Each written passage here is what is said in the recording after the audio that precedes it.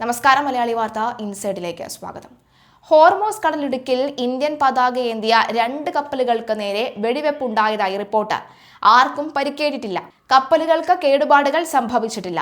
എന്നാൽ പുറത്തുവരുന്ന റിപ്പോർട്ടുകൾ സൂചിപ്പിക്കുന്നത് സംഭവത്തെ തുടർന്ന് 2 കപ്പലുകൾക്കും തിരിച്ചു പോകേണ്ടി വന്നു.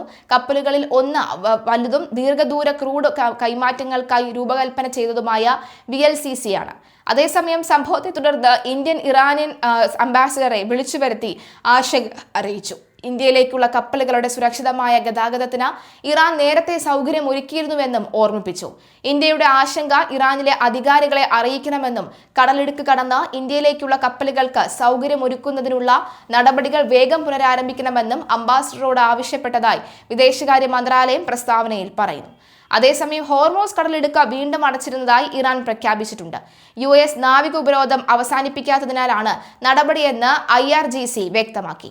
ഹോർമോസ് കടലിടുക്കിന്റെ നിയന്ത്രണം സായുധ സേനയുടെ കർശന മേൽനോട്ടത്തിൽ പഴയ അവസ്ഥയിലായെന്നും ഇറാൻ പറയുന്നു. തുറമുഖങ്ങളിലേക്കും തിരിച്ചുമുള്ള കപ്പലുകൾക്ക് സഞ്ചാര സ്വാതന്ത്ര്യം പുനഃസ്ഥാപിക്കും വരെ കടലിടുക്കിലൂടെയുള്ള ഗതാഗതം തടയുമെന്നും ഇറാൻ വ്യക്തമാക്കി.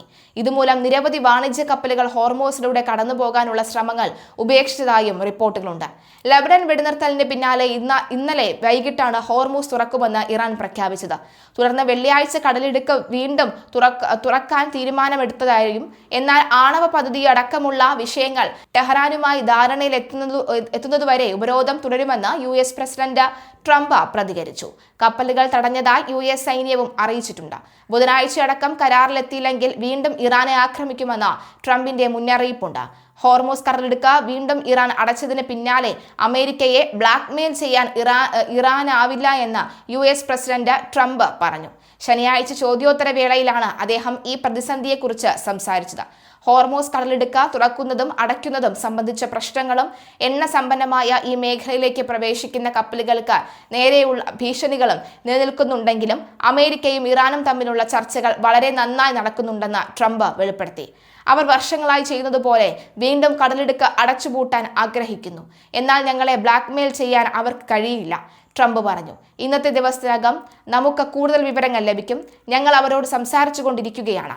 വളരെ കർശനമായ നിലപാടാണ് ഞങ്ങൾ സ്വീകരിച്ചിരിക്കുന്നത്. അവർ ഒട്ടേറെ പേരെ കൊന്നൊടുക്കി. ഞങ്ങളുടെ ആളുകളിൽ പലരും കൊല്ലപ്പെട്ടിട്ടുണ്ട്. പ്രധാന ജലപാത വീണ്ടും അടച്ചതിന് പിന്നാലെ ശനിയാഴ്ച ഹോർമൂസ് കടലിടുക്ക് മുറിച്ചു കടക്കാൻ ശ്രമിച്ച കപ്പലുകൾക്ക് നേരെ ഇറാൻ വെടിയുതിർത്തതായുള്ള റിപ്പോർട്ടുകൾക്കിടയിലാണ് ട്രംപിന്റെ ഈ പ്രതികരണം.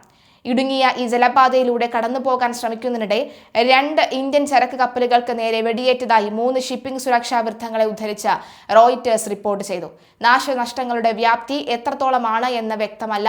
ആക്രമിക്കപ്പെട്ട ഒരു കപ്പലിൽ 20 ലക്ഷം ബാരൽ ഇറക്കി എണ്ണ ഉണ്ടായിരുന്നു. അതേസമയം ഇറാന്റെ പുതിയ പരമോന്നത നേതാവ് മുജ്തബ ഖമനേയി ശത്രുക്കൾക്ക് പുതിയ കൈപ്പേറിയ പരാജയങ്ങൾ സമ്മാനിക്കാൻ ഇറാന്റെ നാവികസേന തയ്യാറാണെന്ന് ടെലിഗ്രാമിലൂടെ സന്ദേശം നൽകി. ഹോർമൂസിൽ കപ്പലുകൾക്ക് നേരെ വെടിവെപ്പ് യുദ്ധം തുടങ്ങിയ ശേഷം ആദ്യമായി കടലിടുക്കിലൂടെ നീങ്ങി തുടങ്ങിയ കപ്പൽ വ്യൂഹം വെടിവെപ്പിനെ തുടർന്ന് പെട്ടെന്ന് തന്നെ ചിതറിപ്പോയി. കപ്പലുകൾ പാതയിൽ നിന്ന് മാറി സഞ്ചരിക്കുന്നതായി വെസൽ ട്രാക്കിംഗ് വിവരങ്ങൾ വ്യക്തമാക്കുന്നു. ഇറാന്റെ തുറമുഖങ്ങൾക്ക് നേരെയുള്ള അമേരിക്കൻ നാവിക ഉപരോധം നീക്കാൻ വാഷിംഗ്ടൺ തയ്യാറാകാത്ത സാഹചര്യത്തിൽ ഹോർമൂസ് കടലിടുക്ക് വീണ്ടും അടച്ചതായി ടെഹ്റാൻ പ്രഖ്യാപിച്ചതിന് പിന്നാലെയായിരുന്നു ഈ നീക്കങ്ങൾ. ദുർബലമായ ഈ വെടിനിർത്തൽ തകരുകയാണെങ്കിൽ താൻ വീണ്ടും ബോംബുകൾ വർഷിച്ച് തുടങ്ങുമെന്ന് ട്രംപ് മുന്നറിയിപ്പ് നൽകി. ഒരു കരാറിലെത്തുന്നതുവരെ ഇറാന്റെ തുറമുഖങ്ങൾക്ക് നേരെയുള്ള US നാവിക ഉപരോധം തുടരുമെന്ന് പ്രസിഡന്റ് ഉറപ്പിച്ചു പറഞ്ഞു. ഇതോടെ പാത വീണ്ടും അടയ്ക്കുമെന്ന പുതിയ മുന്നറിയിപ്പുമായി ടെഹ്റാനും രംഗത്തെത്തി.